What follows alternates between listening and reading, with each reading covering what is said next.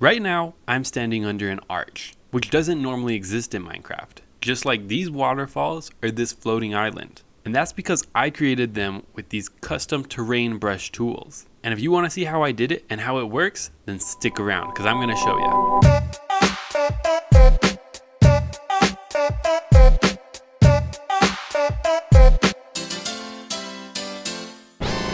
Alright, like I was saying, this is my attempt at creating something of a world edit or a terrain brush in vanilla Minecraft. And this is a project that I've been working on for quite a while, and this is the third working version of it that I've created. But I think it's finally good enough. I want to share it with you guys because I've had a lot of fun playing around with this, and it's even proven to be pretty useful. So in this video, I'm going to be going over how it works, and not as much about how to use it. If you want to learn about how to use it, then feel free to download the map in the description below and check out my video where I go over how all the tools work and what techniques I use to create things with this. But with that out of the way, let's get into how this all works. So like I said, this is a map download, it's not a structure, and eventually I want to get it to a structure so that you can put it in any world. But for now I've created this world file, which is a pretty small size with lots of empty space, and it's pretty fun to play around with, and it'll give you plenty of space if you want to import your projects. That's what I've done in the past. But once you open up the world file, this is what you're gonna see, and I'm gonna walk you through real quick what the different parts are.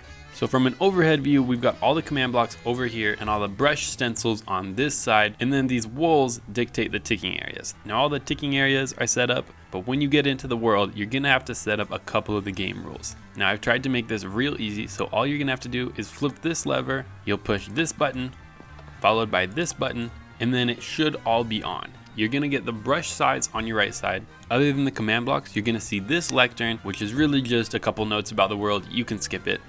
But if you follow the path over, you will see this command block that says TP far away. When you press a button, it'll TP you far away. You'll see I've already messed around a little bit, but then you'll have another one to take you back, or another one to take you even further away. This goes on for about 5 times, but it gives you plenty of space to play around with it.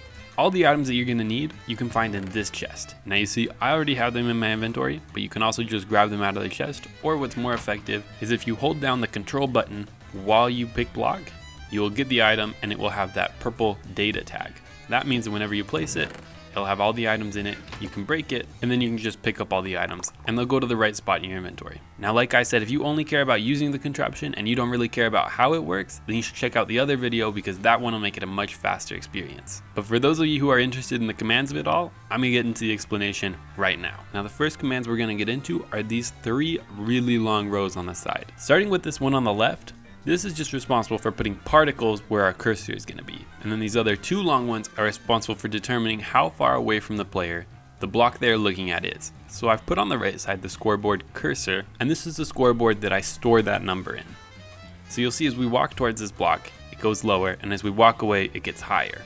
Now if we look at a different block, it'll tell us how far away that one is from our cursor, and the max distance is 40, so you see when we look into the distance, it caps out at 40. Now this is just because I didn't want to program in some bigger numbers, but in the future I plan to make it go up to the simulation distance. Now with the machine turned on, you're going to see we get some particles wherever our cursor is meant to be. That's just to help with visibility, and there's a minimum distance that it will be from the player. So you'll see right here, I have the particles and I'm looking at this glass wall.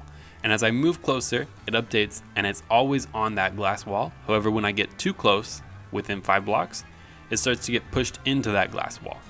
Now the reason for this is so that you don't accidentally put your item into the armor stand's hand.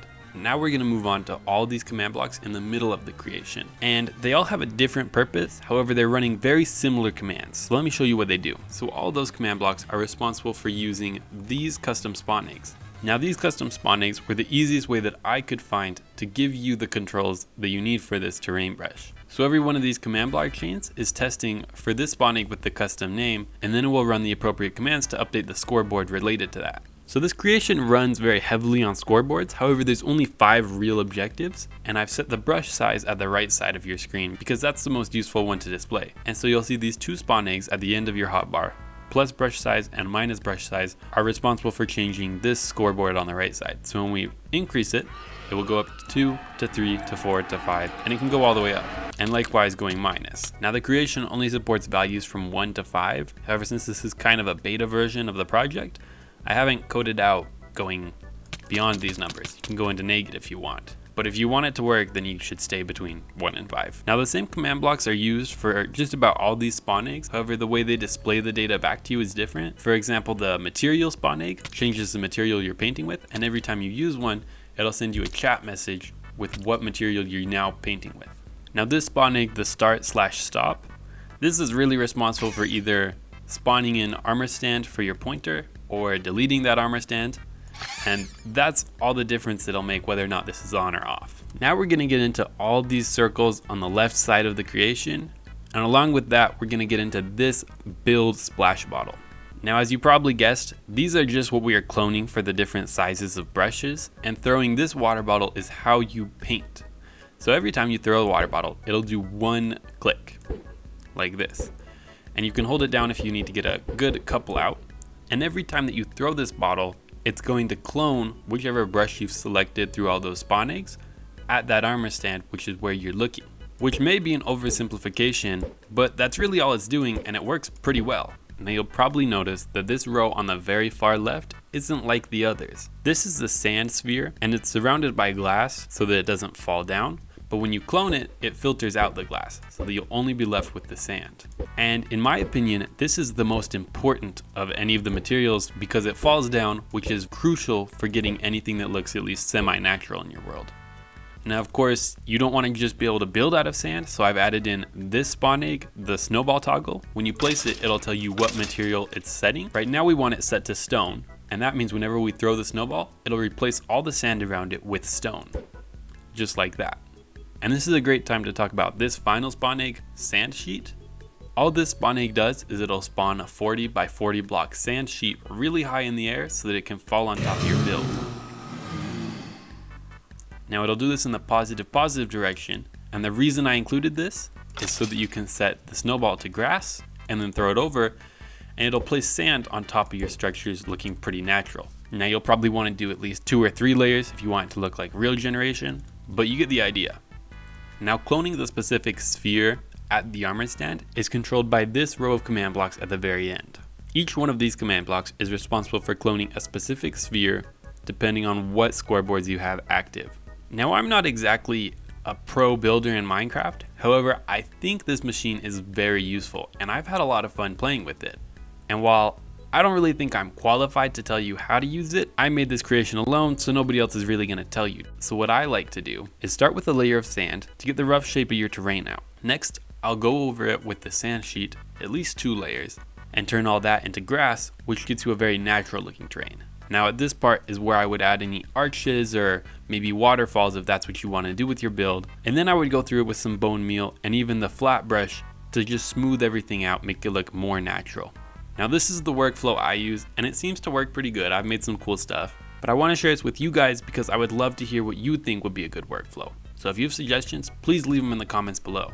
And please, please, please go download the map in the description below because I think it's so much fun and I know you'll enjoy it. And if you enjoyed the video, please leave a like and consider subscribing because at 1,000 subscribers, I'm going to be telling you guys my FICO credit score, just like you've been begging for weeks. And I know you guys wouldn't want to miss that.